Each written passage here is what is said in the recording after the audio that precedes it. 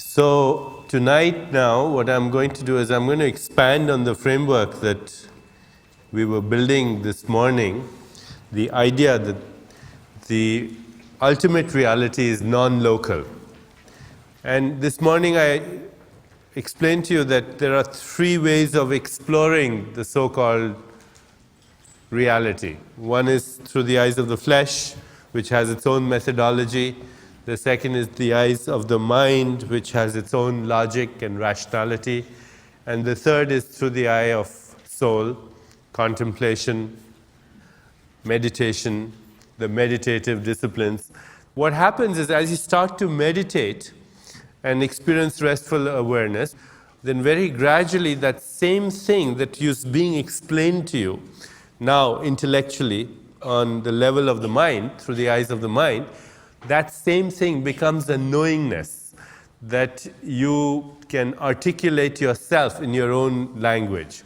And the process is gradual. Meditation allows us to have insights and epiphanies and experiences that make all this seem completely rational, logical, and at the same time experiential. We know it. Tonight what I want to do is intellectually explore with you, first, the reality of soul and spirit, secondly, the qualities of soul and spirit, and thirdly, the different levels of the quantum mechanical body. So, of course, every spiritual tradition, every wisdom tradition throughout our planet has acknowledged the existence of something that's called soul or spirit. The body, the physical body, is a field of information and energy that we experience as molecules, solid, three-dimensional in space and time. The mind is the same field of information and energy which we experience as our thoughts and feelings and emotions. And now, even from science, we know that thoughts, feelings, emotions manifest as molecules. The two are different ways of looking at the same thing. The physical body is experienced objectively. I can see it, I can touch it, I can experience it through my senses. So it's the objective experience of information and energy expressed as matter. The subjective experience of information and energy is the mind, where we experience thoughts, feelings, emotions, desires, memories. But the two are exactly the same thing. Information and energy, one on a quantum mechanical level and the second on a material level. And what's the soul? The soul is the source of information and energy. And what's the spirit? It's the source of the soul. We'll discuss these different levels in a few moments. So the soul is the source of information and energy.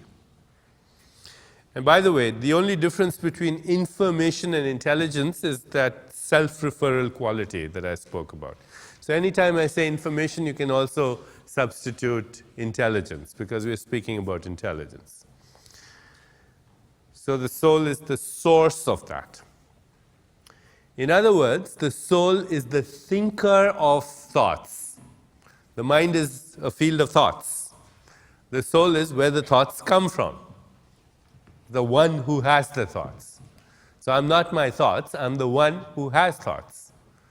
I had all kinds of thoughts this morning, then I had different kinds of thoughts a few minutes later. They're changing. There's a Vedic expression, it says, thoughts are like guests. They check in and they check out. Okay? But you're always there. You're the container of thoughts from where they come, the source. You're always there. You're the thinker of the thought. Physical reality is manufactured or created in the brain. The brain and the receptors of the brain, smell receptors, taste receptors, etc., they are like transducers. They take energy which is electromagnetic essentially, or mechanical, and they then transduce it into a sensory experience. That outside, in the real world out there, there aren't things. What really exists is this quantum soup of energy and information. And the brain converts that soup by selecting a few frequencies into the experience of material reality. For example, let's try and make this simple. Right now in this room, right now in this space that we are, CNN News is here right now. There's all kinds of music on different kinds of FM stations. There are millions of cellular conversations going on in this atmosphere. There are fax messages being sent back and forth. In fact, in the very space that we are in, the space, even though it seems silent, it seems there's nothing happening in this, the space that we're in is the most turbulent, chaotic field of activity. It's full of infinity of information and energy. But it's not part of our sensory experience. And the reason it isn't is that we're not tuning in to those frequencies. Our nervous system doesn't tune into those frequencies, at least in our ordinary waking state of consciousness. Now, there might be other states of consciousness where it tunes in. And what we ingest as material experience is what our senses, what our sensory apparatus is tuned into. In fact, scientists will tell you that right this moment, your nervous system is taking in less than 1/1000th of what's existing around us at the moment, in reality, even on a sensory level.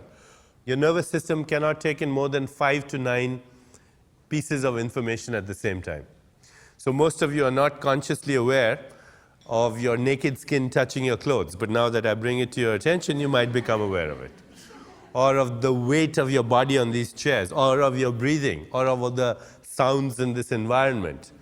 Yet, at some level, your spirit is in constant surveillance. It is actually aware of those things. And if any of that were to change or become abnormal, you would immediately sense it. But in the interests of economy, of expenditure of energy, you just edit out everything that's not necessary for you at this moment, which doesn't mean it doesn't exist. There's an interpreter somewhere that knows the difference, that even though she's experiencing this on the material level, she knows that in reality she's not there, she's in surgery. He said there's an interpreter behind the scenes. All the brain does, all the sensory apparatus does, it converts one form of energy into another form of energy. So right now, I'm speaking words, right?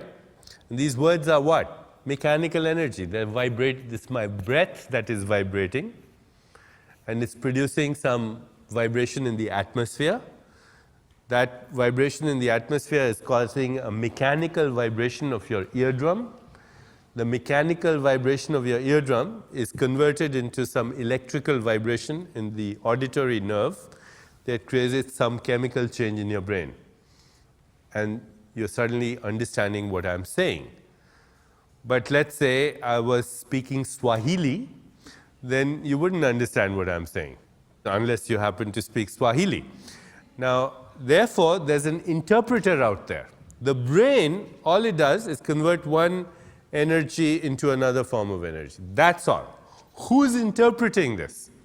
That's the soul, the interpreter of that energy. Because all the brain is an instrument, a transducer that transfers one form of energy into another energy.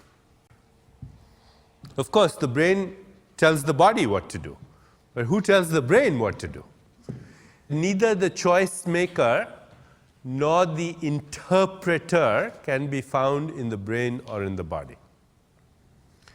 You can take a carbon atom, you can put it into a sugar molecule, you can inject the sugar molecule into the body, you can trace it as it's consumed by the brain through positron emission tomography, PET scans, all kinds of technology, you can track a thought in the brain.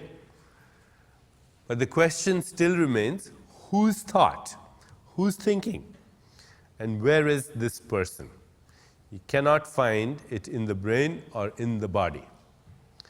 So the real me is an interpreter and a choice maker, because every thought that I have and every thought that you have is either an interpretation or a choice. There are no other kinds of thoughts. No other kinds of thoughts. Only two kinds of thoughts. Every thought that you have is either an interpretation or a choice. So you are an interpreter, a choice maker. I am an interpreter and choice maker. We can't find this person inside the brain or the body. Why can't you find me inside the brain or the body? The answer to that may be very simple. The reason you can't find me inside my body is because I'm not in it. So these days, if you go to a good bookstore, go to the metaphysics section, you'll find lots of books on so-called out-of-body experiences, when the real mystery is, how do we get an in-body experience? Because technically speaking, we're not in it. And the best way to try and understand this is possibly through an analogy. And I've used this analogy before. Imagine you're listening to Beethoven on the radio, and you tear the radio apart, hoping to find Beethoven inside the radio. Not going to find him there. Why? Because he's not in it. The radio is an instrument that traps a non-local field of energy and information into a space-time event. Once again, a space-time event is any event that occupies a location in space and exists in time. It has a beginning, a middle, and an ending. So you tune into the radio and you now say, oh, here's the symphony. But where was the symphony before you tuned in? It was there in space, right? Any particular location in space? Everywhere.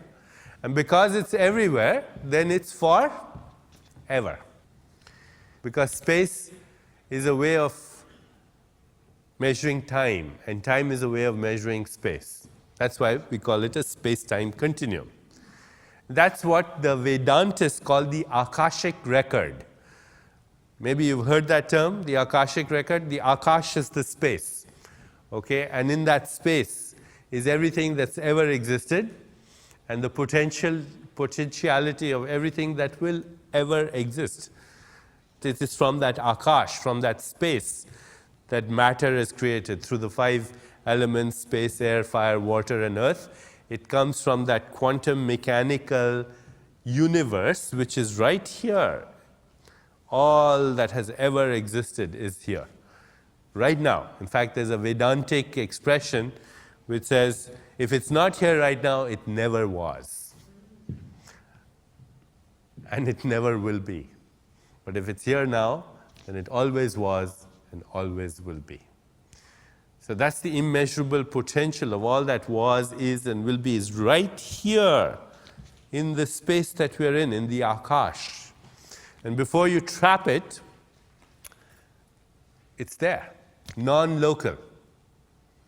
If the radio is in New York City, then the symphony is in New York City. If the radio is in Khartoum in Sudan, then that's where the symphony is. If it's on the moon, that's where the symphony is. If it's another galaxy 100 million light years away, then that's where you'll trap it. But that's just an artifact. It's just the instrument that creates that artifact. In reality, it's everywhere, omnipresent. And as energy, it's everywhere. Omnipotent energy is everywhere. Information, it's everywhere. Omniscient. So the scientists of consciousness have said the soul is non-local. And if you say, if I'm not in the body, then where am I? The answer to that question is, it's the wrong question. Because as soon as you say where, you imply a location in space to something that doesn't occupy space. I mean, where is CNN News in this space? Does it occupy space? Well, it doesn't really occupy space. In fact, the same space that CNN occupies can be occupied by BBC. or by All India Radio, or by a microwave, or by an X-ray, or by a gamma wave, or by a cosmic ray. They can all occupy the same space, and they don't displace each other. Why? Because they're beating at different frequencies. So Vedantists and explorers of consciousness using the eye of soul have said the same thing about soul. They say, you are the unconditioned spirit that's trapped in conditions. You manifest through this body, just like the symphony manifests through the radio. That doesn't mean you are the body. It just means that you're using the body to establish a line of communication. Just like when you call your friend on the phone, you use AT&T. And if somebody cuts off the line, AT&T, that doesn't mean you don't exist anymore. Just means you've lost the line of communication. Maybe you try MCI then. So too, the body is a line of communication for that non-local field of intelligence, which for the moment we're referring to as soul. The thinker of the thought, the interpreter, and the choice maker, non-local. And the window to that is through the silent spaces between our thoughts. The space between our thoughts is where we actually manufacture the thought. So let's say, here's a thought, chocolate ice cream. Here's another thought, what's the meaning of life? And here's another thought, I want to spend my vacation in Jamaica. Between this thought, chocolate ice cream, this thought, what's the meaning of life, and this thought, vacation in Jamaica, is the thinker of the thought. The thinker of the thought is in the space between thoughts, because that's where you manufacture the thought. Even as I'm speaking to you right now, I'm manufacturing thoughts. The I, the me that is manufacturing these thoughts, is in the space between thoughts. So the thinker is in the space between thoughts. And there are at least two qualities to it. There are many qualities, but let's address only two right now. It's silent, and it's also a field of infinite possibilities. Silent, because it has to be silent. The thought is manufactured in the silence. As soon as it's manufactured, then there's no longer thinker, there's thought. So it's manufactured in the silence. And two, it's a field of infinite possibilities, because between this thought, chocolate ice cream, and this thought, what's the meaning of life, is the possibility of any thought. Why did I wear green socks this morning? Where's that thought before you have it? It exists in that field of infinite possibilities as pure potentiality. In other words, that silent field is not just a void.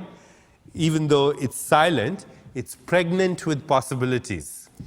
It's a field of pure potentiality. It's full of possibilities, infinite possibilities. Between this thought and this thought is the possibility of any thought. So, the interpreter, the choice maker that creates these thoughts is a silent field of infinite possibilities in the space between thoughts. So, I'm a silent field of infinite possibilities as interpreter and choice maker, and you're a silent field of infinite possibilities as interpreter and choice maker. So what's the difference between you and me? There is no difference, and yet there is a difference. There is no difference because we're all that field of pure potentiality. In reality, there's only one mind. This big cosmic consciousness, or that ultimate ground of creation that we are going to explore in a little while. So there's only one mind, but yet there are different minds, because even though we are all fields of infinite possibilities, we don't all have the same thoughts. We have different thoughts. So, even though this is a field of infinite possibilities, it has what is called a certain probability amplitude. These are terms I'm using from quantum physics because they really explain the nature of reality. Einstein called the field a continuum. When he talked about the ultimate field, he said the field is not a model for space-time events, it's a model for probability amplitudes that create space-time events. A probability amplitude is that which defines the statistical likelihood of a space-time event. I'll define that again. A probability amplitude is that which defines the statistical likelihood of a space-time event. So let's say I look at a snowstorm and I get the idea I'm going to go to India. I don't like snowstorms. You look at the same snowstorm and you get the idea I'm going to go skiing. Somebody else looks at the same snowstorm and gets the idea I'm going to make a snowman and play with my children. Again, infinite possibilities, different probabilities. So this gap between thoughts, even though it has infinite possibilities, there's a statistical likelihood of a certain space-time event. And that probability amplitude, or that statistical likelihood of space-time events, is created by karma. Karma is past action or past experience. So if I have a cup of coffee, any action, that's a karmic episode. That's karma. Any action is karma. And action or karma creates memory. And memory becomes the potentiality for desire. Now the Sanskrit term, since we're introducing a few of these days, the Sanskrit term for memory is sanskara. And the Sanskrit term for desire is vasana. Desire creates the possibility of karma again. You have this cup of coffee, now you know what it tastes like, that's the memory. And if you liked it, then that becomes the desire, you want to have it again. So you go to wherever and buy a cup of cappuccino, that's karma again. Karma, memory, and desire are the software of the soul. And that's what creates the difference between you and me. The reason we are different, if we are different, is because of our past. Our past actions, our past episodes, our experiences of life. We're different because we've had different experiences in our past. We walked through different gardens, we've knelt at different graves, we've met different people, we've heard different songs, we've read different books, watched different movies, and we've metabolized every little wisp of experience that has come our way, and we've created the software of our souls. That's what the soul is. It's the seed of memory, karma, and desire. Now, if you look at this, then you also will recognize that actually every memory is the basis for interpretation. So interpretation is sanskara, or memory. Every interpretation is a memory. And every desire becomes the basis of choice. And we said earlier that the real you is an interpreter and a choice maker. And that every thought that you have is either an interpretation or a choice. And it comes from karma, which means that we don't consciously think our thoughts. That's why when you say to somebody, think only positively, you're really doing them a disservice, because nobody thinks consciously. Thoughts come spontaneously, just like we don't breathe consciously. You can breathe consciously, as we will do during the pranayama exercises, but that's an exercise. If you breathe consciously all the time, you'll get totally fatigued. And so too, if you think consciously all the time, you'll get totally fatigued. You might become exasperatingly positive as well. So, which would be extremely artificial. Thoughts are karmically generated. One thought comes after another, after another, after another. And how does it happen? It happens through association. Memory creates desire, creates memory, creates another memory through desire, memory. They all connect with each other. As soon as you have a thought, it becomes necessary for you to create another thought. Just understand that every thought spontaneously leads to another thought through association, which means the thought that you just had was the result of the previous thought, which was the result of a previous thought, which was the result of a previous thought, ad infinitum, goes through your childhood, intrauterine life, And once we understand this model, it goes through other lifetimes. It goes through the dawn of creation, which means it takes the whole universe to conspire to create that last thought that you had. The whole universe conspired to create that last thought, because thoughts are also context bound.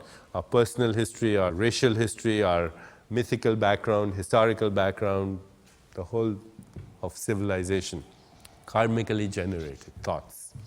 This is the software of the soul. And as you explore this software, then you see that there are this karmic software which is very personal, but then there is deeper levels of karma and deeper levels of memory and deeper levels of memory right to the mechanics of creation. So the soul has many layers.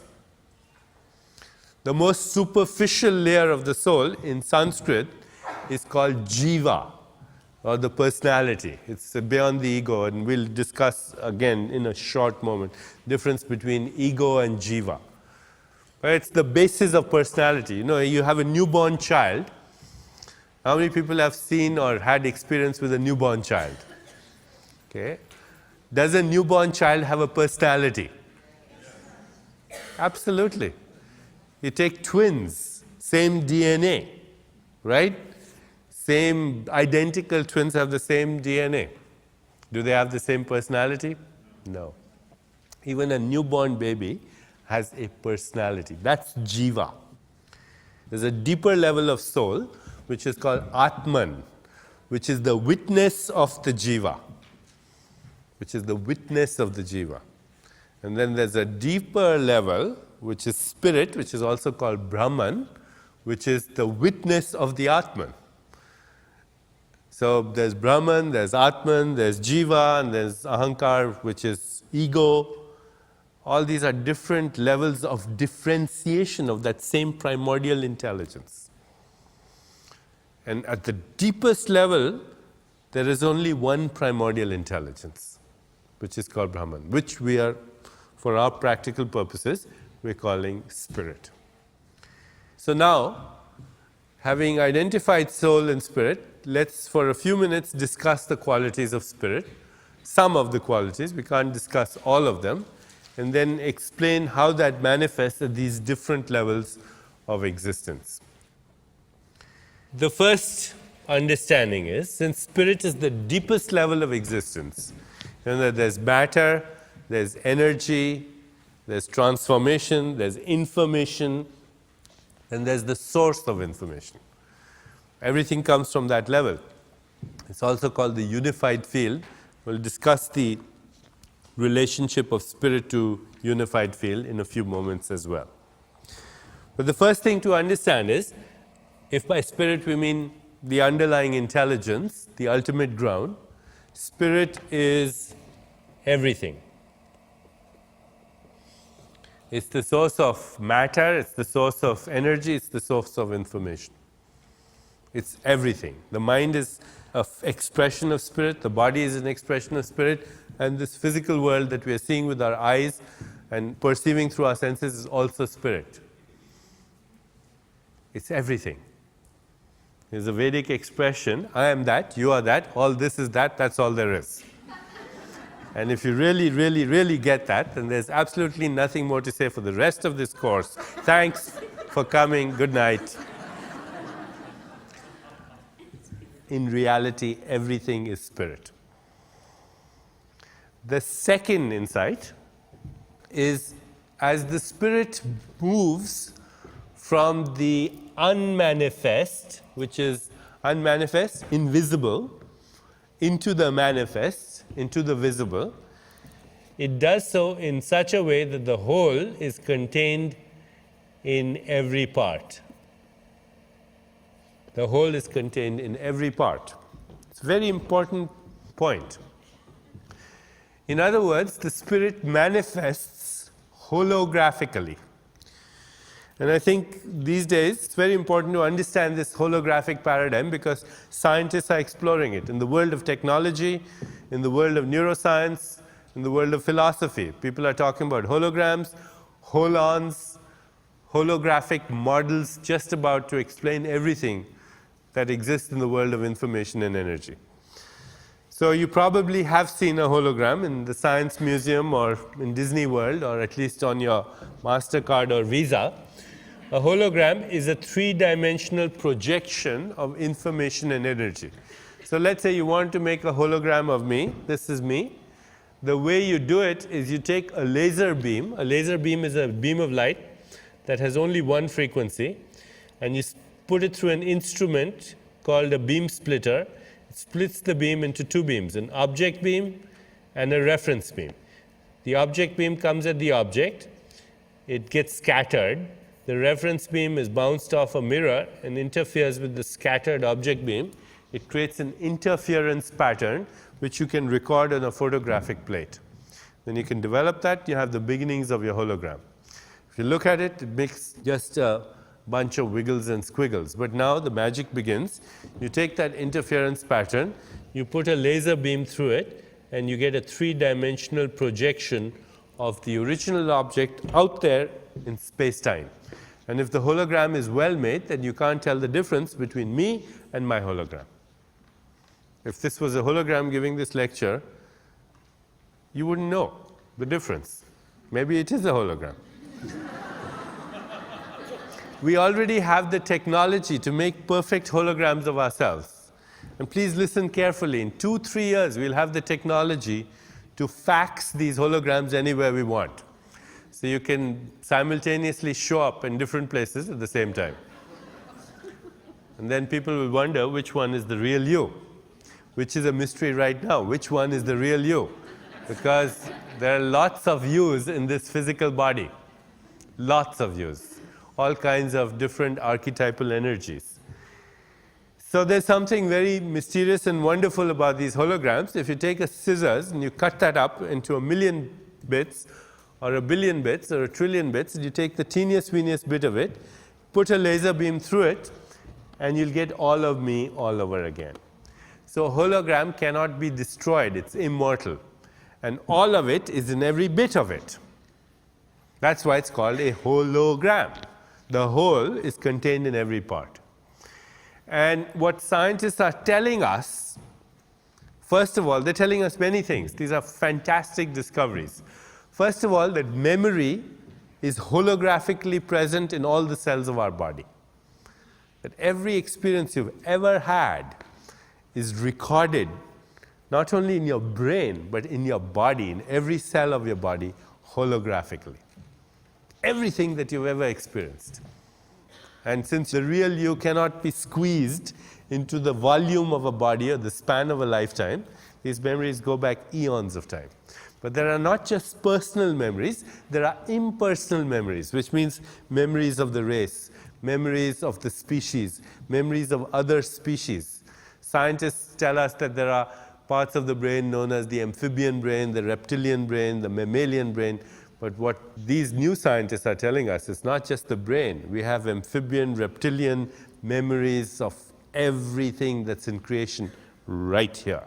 The karmic software of the universe is contained in every cell of our body. Which means that if we really understood how to tap into this inner intelligence, we would eavesdrop on the cosmic mind, on the mind of God. It's right here inside us. By knowing this, we can know everything. And that's one of the greatest principles of Ayurveda. That not only do you get to learn about your body and your subtle body and your consciousness, but by knowing it, you understand the mechanics of the Creator, the creation itself. In the atom is the whole universe. In the microcosm is the whole macrocosm. In the human body is the whole cosmic body. In the human mind is the whole cosmic mind. That's the famous expression, yatha pidde tatha brahmande. As is the atom, so is the universe. Many good descriptions of this in the visionary poetry of people like William Blake in Vedanta, in the Rig Veda. There's a hymn, in Indra's heaven, there's a set of pearls so contained that if you pick up one of them, you'll see all of them. Or William Blake in one of his poems says, to see a world in a grain of sand and heaven in a wildflower, hold infinity in the palm of your hand, eternity in an hour. Holographic descriptions present all over in all the traditions of the world. And that's why, as we explore these different layers, we are not only exploring ourselves, we are exploring the whole universe which is contained here and is projecting from this field of consciousness. In fact, the universe, according to some scientists, is nothing other than a holographic videotape of the spirit. Three-dimensional holographic videotape. The third principle is that spirit, as it manifests, it vibrates at different levels, at different frequencies.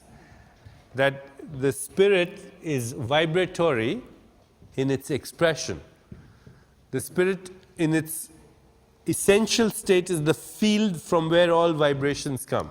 But then there are many different levels of vibration. So the vibration that we are most familiar with is that which we call physical reality. It's the densest vibration, the solid. But then there's another vibration, we call it liquid. There's another vibration, we call it gaseous. There's another vibration, we call it quantum mechanical. And that quantum mechanical has so many levels of existence. Microwaves and cosmic rays and X-rays and gamma rays, all these are part of the vibratory field.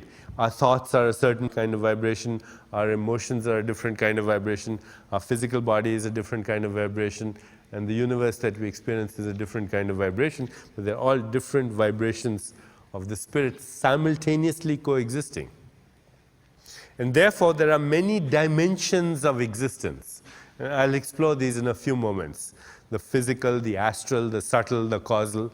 They're all actually simultaneously coexisting, these dimensions. Because just like CNN doesn't displace BBC, they can occupy the same space. They're just vibrating as different frequencies of information and energy. And it depends on the vibration that our receptors are tuned into that we experience a certain reality. But the expression in the Yoga Vasishtha is infinite worlds come and go in the vast expanse of consciousness. Infinite worlds simultaneously coexisting. The fourth principle of spirit is that it is constantly undergoing transformation. Never stops. It's constantly undergoing transformation, never stops. So anything that appears to be non-changing is an illusion. Our physical body, for example, it appears to be non-changing. When I look at you, I don't see that change. The fact that 98% of your atoms that you have right now weren't there a year ago. That your physical body is constantly changing and very rapidly changing, actually. In 1 year, it's completely replaced itself. Your emotions, feelings, thoughts, desires are changing. The physical environment is changing. It's constantly and ever in transformation. Non-change is an illusion. The only non-change is the source, the potentiality for change. Okay, a very important principle, because what we call health is a dynamic non-change in the midst of change. That's what balance is. My blood sugar remains between 70 and 110. It remains in that range. My blood pressure remains between 80 and 120. My heart rate remains between 70 and 80, basal rate. So there's a dynamic non-change in the midst of change. That's what balance is. But the change is not a static non-change. It's in that field of transformation. And all the strategies we'll discuss for maintaining balance are understanding this principle. The fifth principle is that the field has coexisting, opposing energies. Opposing energies. That our soul is actually made up of opposing archetypal energies. For everything that exists in us, its exact opposite also exists. On a simple level, says that these archetypal energies that stoke the furnace of life are competing with each other. You look within yourself, that's what you'll find. The divine and the diabolical at the same time. The sacred and the profane at the same time. So the Vedic expression is, the sinner and the saint are merely exchanging notes. Of course, Oscar Wilde once said, the only difference between a sinner and a saint is that the saint has a past and the sinner has a future. So it's really important to understand that these opposing energies are simultaneously present. So in health is the potentiality for disease. And in disease is the potentiality for perfect health. Whatever exists in the body, its opposite is contained as potentiality. Whatever state exists, its opposite is contained. So, this is a new concept for a lot of people, because when we say there is this imbalance that we call cancer, or this imbalance that we call heart disease, in medicine, the concept of reversibility is not there. It's coming now. There is some evidence in medicine that these diseases are reversible. Heart disease is reversible, that cancer can have a complete remission, or any disease has its exact opposite in the state of balance. That's a very basic principle, because we are understanding that consciousness is infinitely flexible and contains polars, opposites.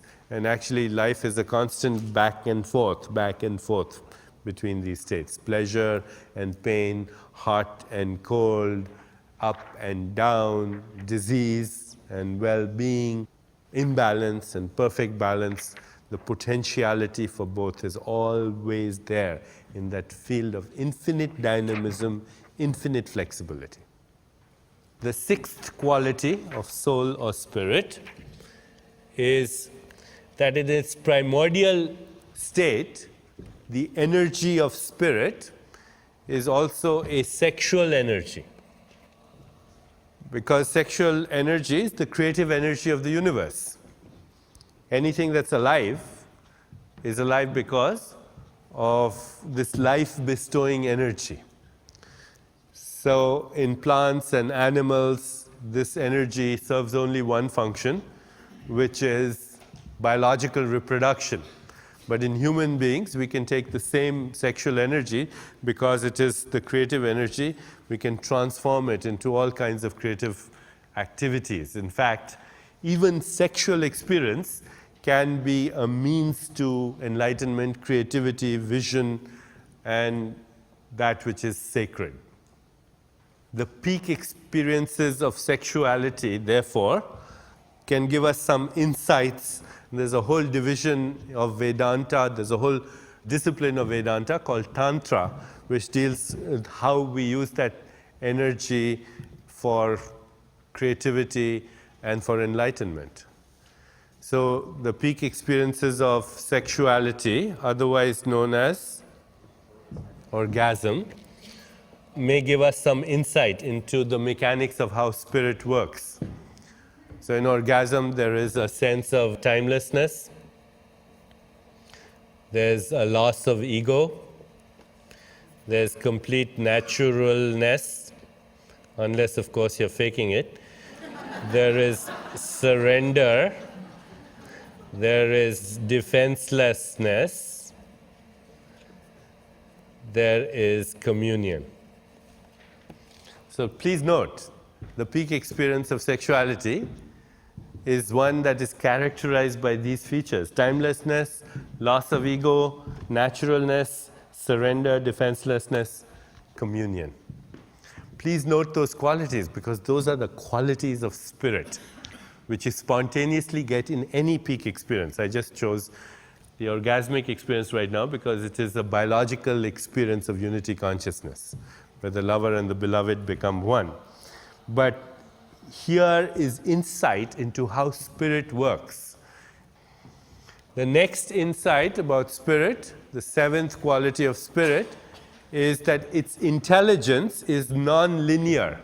It's contextual, it's relational, it's holistic, it's intuitive, it is nourishing, it is wise, it does not behave in a win-lose manner, it is outside the realm of linear cause and effect. So the intelligence of spirit is always contextual and holistic. The eighth quality of spirit is that it manifests in seasons, in cycles, in rhythms. And we will see the connection of that to our own biological rhythms. A state of balance is one where the biological rhythms of the body are in complete harmony with the rhythms of the universe. And when the body's rhythms are in complete harmony with the rhythms of the universe, then biological intelligence, or the intelligence of the universe, flows through us in a very effortless and spontaneous manner. And when that happens, then we feel energy and joy and creativity and good health. Good health is the perfect alignment or harmony of the rhythms in our body with the rhythms of the cosmos, because spirit functions through these cycles, these rhythms, these seasons. The ninth quality of spirit is that it expresses itself as different states of awareness. It expresses itself because spirit in its essence is awareness itself. Spirit in its essence is pure awareness. But as it expresses itself through our physiology, it expresses as different states of awareness. We'll go through them. But tonight I'll just list these states of awareness, the common states of awareness. So deep sleep is one state of awareness. We know what that is. We've all experienced it, hopefully. The second state of awareness is dreams. The third state of awareness is waking state of awareness. And this is what 99% of humanity goes through: waking, dreaming, sleeping, not having any idea that there are other states of awareness that we can explore through the eyes of soul. The fourth state of awareness is glimpsing the soul. The fifth state of awareness is cosmic consciousness. The sixth state of awareness is divine or God consciousness. And if you don't like those words, you can call it refined cosmic consciousness. And the seventh state of awareness is unity consciousness. So there are 7 very distinct states of awareness through which spirit manifests itself. Once again, deep sleep, dreams, waking, glimpsing the soul, cosmic consciousness, divine consciousness, unity consciousness. And the principle to understand is each state of awareness creates its own physiology. And as a result of creating its own physiology, it creates its own ability of knowingness. Each state of awareness creates its own physiology and its own state of knowingness. For example, in deep sleep, how much awareness do you have? Very little, but there is a state of awareness because you respond to stimuli. In deep sleep, if I come and scream at you and tell you, get up, there's a fire in the house, you respond to that. So at some level, you're aware. You respond to stimuli. In dreams, there's an increasing repertoire of experience. In waking, even more repertoire of experience. Glimpsing the soul more, etc., etc. We are expanding our awareness as we go to these higher states of consciousness. And each state creates its own physiology, which means that the blood pressure is different during sleep as compared to dreams, as compared to waking. The metabolism is different. The brain waves are different. The biochemistry is different. Each state of awareness creates its own physiology. And therefore, a different style of functioning of the nervous system and receptors, and therefore a different reality. In other words, reality is a function of the state of awareness that you're in. The reality you experience in dreams is not the same as the reality you experience in deep sleep, which is not the same as experience in waking. But as you learn about these other states of consciousness, you find there are so many other levels of reality, which are completely different from waking state. Therefore, the waking state is not more real than any of the other states. It's not more real. Each state creates its own reality. The dream is as real as the waking state. And so is the deep sleep. But so is glimpsing the soul. So is cosmic consciousness. They each create their own reality. We will discuss those realities. The 10th quality of spirit is that it uses attention and intention for transformation. Spirit doesn't use rational thought for transformation. Spirit uses attention and intention for transformation. Attention is energy and intention is information. Whatever you put your attention on, it goes stronger. Whatever you take your attention away from, disintegrates. Physiologically. And intention organizes its own fulfillment, because intention has infinite organizing power, which means intention can orchestrate an infinity of space-time events in order to bring about the intended outcome. The whole universe is information and energy. Attention and intention are the keys to that universe of information and energy.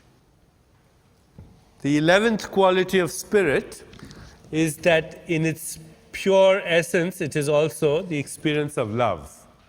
And we will discuss the experience of love not as a mere sentiment, not as a mere emotion, but as the ultimate truth at the heart of creation, which is the knowingness that you and I are not only made up of the same stuff, but we are actually the same being, the same spirit in different disguises.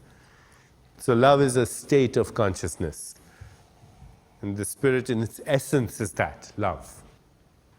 The 12th quality of spirit is that it's self-referral. I spoke to you about self-referral. Has a feedback loop. It learns from its own experience, and then it modifies its behavior and expresses itself. It continues to evolve. This conscious evolution of spirit continues to evolve into higher levels of abstraction, creativity, unpredictability. The 13th quality of spirit, it's self-protective. Self-protective or self-maintaining. And that's what we call homeostasis or balance. It has a tendency to maintain balance. So the physical body spontaneously has a tendency to maintain its intrinsic state of balance unless we interfere with that. And that is what is called homeostasis or healing. It's the self-protective quality of spirit. And the 14th quality of spirit is its self-organizing. Self-organizing in that it has in it, contained in it, infinite organizing power. Infinite organizing power means it can organize an infinity of things and connect them to each other. The human body is a perfect example of that. A human body can think thoughts and play a piano and kill germs and remove toxins, make a baby all at the same time. That takes a lot of organization. And whilst it's doing that, it tracks the movement of stars. So that takes a lot of organization too. It literally orchestrates an infinity of things all at the same time and organizes them and connects them with each other. So those are approximately 14 qualities. It's an ongoing journey to explore each of these qualities. But as we explore these qualities experientially, then we'll know more and more about the healing process. And during this week, we will be exploring a lot of these qualities of the spirit. So now let's talk about the third component of this evening's talk, having understood that that's what spirit is. We've talked about spirit. It's the underlying ground, ultimate intelligence. Now let's see how it expresses itself. But now let's address these different levels of existence of the spirit. So the first level of existence is the material level, the physical body. And the physical body is made up of matter and energy. We know that both from common sense that matter and energy are essentially the same thing. You can take energy, convert it into matter. You can take matter and convert it into energy. Now in Sanskrit, these two layers of the physical body, and you don't have to remember these terms, but they will be used again and again, and they give you some insight. The material body in Sanskrit is called Anna, Maya, Kosha, these three words. The word Anna means food.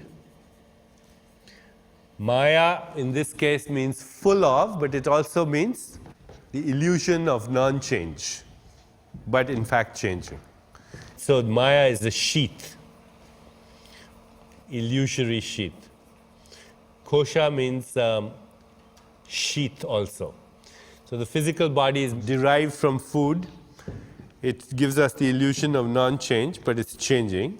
And that's one of the levels of existence, the sheath or layer. And the physical body is derived from energy, and that is called prana maya kosha. The word prana means biological energy. If today you went to a scientist and you said, what are the different kinds of energies in the universe? The scientist would tell you there are 4 kinds of energies in the universe. And only 4 kinds of energies. The first energy in the universe is electromagnetic energy. So when you see something, what you're seeing is electromagnetic energy bouncing off the object of your experience. Okay, electromagnetic energy includes the visible light, which starts from violet, indigo, blue, green, yellow, orange, red. That's the visible spectrum. So now before violet, there's something called ultraviolet. And before ultraviolet is a spectrum of energy called gamma rays. Before that is a spectrum of energy called cosmic rays and X-rays. And then on the other side is infrared, microwaves and radio waves or television waves. So that's it. That's the electromagnetic spectrum. It's surrounding us. The whole universe is permeated by that. The second energy in the universe is what is called gravity. You know, everybody knows at least a little bit what gravity is what makes the earth spin on its own axis, makes the earth go around the sun, it holds the planets together, and makes the world go around, it holds our bodies together also. It's this mysterious force between material bodies. The third kind of energy is called strong forces. Strong forces are the forces that hold the nucleus of an atom together. So when you look at an atom and there's a nucleus inside it, that nucleus is not a solid thing. It's just these forces that are so concentrated that they create this appearance of nucleus, but they're concentrated forces. And when you disrupt those forces, you get a nuclear explosion. That's why it's called the strong force. And then there's another force, the fourth force, which is called the weak interaction. It's not really weak, it's weak compared to the strong force. This is responsible for the arrangement of the subatomic particles. Remember, there's an atom which has a nucleus, and then all these subatomic particles that are moving at lightning speeds around it. And they're all fluctuations of energy and information, and the arrangement is the so-called weak force. And scientists tell us, that's it. It's quite convenient. There are no other kinds of energies. That the whole universe is made up of these 4 energies. And it is the combination of these 4 energies that creates all material things.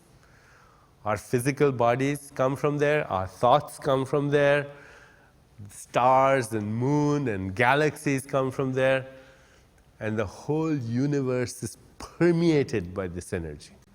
Scientists also tell us that these 4 energies actually are coming from one field. And that one field is called the unified field. So the universe is an energy field. Now, the difference between scientists and Vedantists, we consider ourselves Vedantists, students of consciousness or scientists of consciousness. Vedantists say this is not just an energy field, it's a conscious energy field. It thinks, it's conscious. And that conscious energy field is the unified field. It's really important to understand these forces because these forces are present right here where we are. And where are they? They're in the space that we are. This is the primordial essence of everything in creation, this space where we are. You can't destroy this space. You can destroy this room, you can destroy these walls, you can destroy this roof, you can destroy these bodies, but you cannot destroy this space. It's the first element of creation. It's from where everything comes. And in fact, it's the silent witness of all that was, is, and will be. Akash, the Akashic record also. And we have access to this because we too, in our essential state, are that space. And the space between our thoughts, and the space between these objects, and the space between breath, and the space between movement is all ultimately the same space. That is energy and matter, the physical body in space-time. Then beyond that physical body is something which is called the astral body. The astral body is the exact counterpart of the physical body. But it's vibrating at a different frequency. It survives the death of the physical body. And you might like to conceptualize it as the ghost of the physical body. It has organs, it has heart, it has everything, but vibrating at a different level, different frequency. It's the exact counterpart of the physical body, but vibrating at a different frequency, you might say. Electromagnetic. What survives the death of the astral body? The subtle body.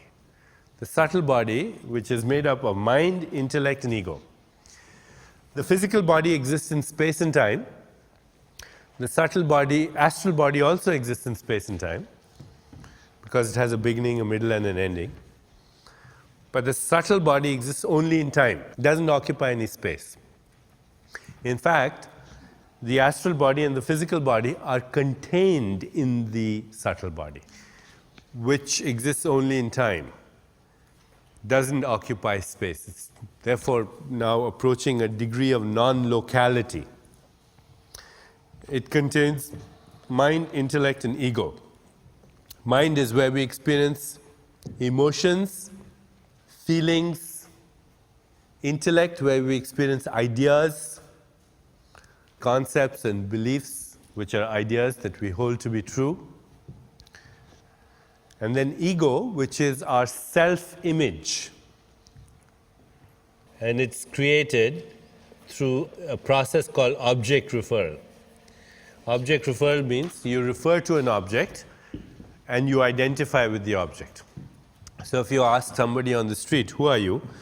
I don't think they'll say, I'm a holographic expression of the entire universe, which is manifesting as a continuum of probability amplitudes for space-time events in a field of infinite possibilities, which is technically a good description of who you really are.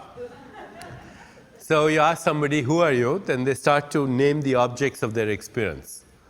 I am male, I am US citizen, I own this house, I drive this car, I have this relationship, etc. So we collect objects, we relinquish our identity to the object, and we create an idea. And that idea is our self-image, it's our ego. In the sacrifice of the spirit for the ego is the birth of time. Because time is the continuity of memory which uses the ego or the self-image as an internal reference point. If you break the barrier of time, then you enter the level of soul. And soul is now here beyond space-time because it's eternal, and it has this seeds of karmic software, memory, desire, and karma. And actually the three are identical because without karma there's no memory, without memory there's no desire. So it's the source of thought. And then beyond the soul is that field that we've been discussing with those 14 characteristics that we spoke about, which is the spirit. So think of spirit as this ocean and think of soul as the waves on the ocean. They're no different. The waves are the ocean. They just appear to be individualized. But there's no real difference. The wave is the ocean is also the wave. And in fact, this whole thing is conceptual. The whole manifestation is conceptual because it's spirit that conceptualizes, conceives, constructs, governs, and then becomes all these levels. It's different degrees of manifestation through that self-interacting dynamics of spirit or the unified field. So if you're a scientist, you might say that the universe has these different levels of existence: matter fields, energy fields, transformation fields. This is where the transformation is occurring. Information field. The information field is the soul because that's where the karmic information is, the software. And then unified field. Once again, matter fields, energy fields, transformation fields, information field, unified field. And the mechanics of creation in scientific terms is then defined as the self-interacting dynamics of the unified field. You can say it simple language: physical body, subtle body, causal body. Physical body made up of energy and matter, subtle body made up of mind, intellect, and ego. Somewhere here, astral body has temporary existence, and then soul and spirit. The soul is the generator of ideas. The mind, intellect, and ego is the organizer of ideas. The body is the deliverer of ideas, as is the universe. The soul is the observer. So right now, as you're listening to me, as you're observing me, you can try something. You're listening to me, turn your attention to who's listening.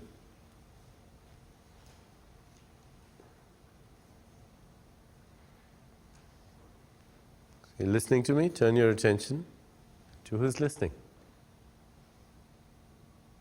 There's a presence there.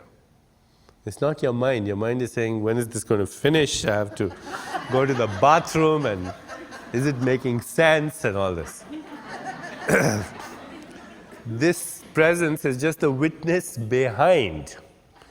You see, the body is aging, the mind is aging with experience, and these transforming, but that presence is timeless.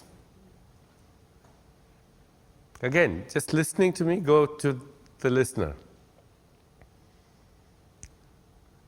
That presence has always been there. It was there yesterday, it was there when you were an adolescent, it was there when you were a baby, and it was the same presence. It's not in the field of time at all. As we become familiar with that presence, you'll see it is beyond birth and death. It's the witness of birth and death. It's the jiva, and then at the deeper level, it's the Atman. It witnesses time, and it witnesses space-time events. So it's the observer. This is the level of the observer. The subtle body is the process of observation. How do you observe? Through the mind, intellect, ego, beliefs, all these feelings, emotions. And what do you observe? The physical body, and through the physical body, the universe.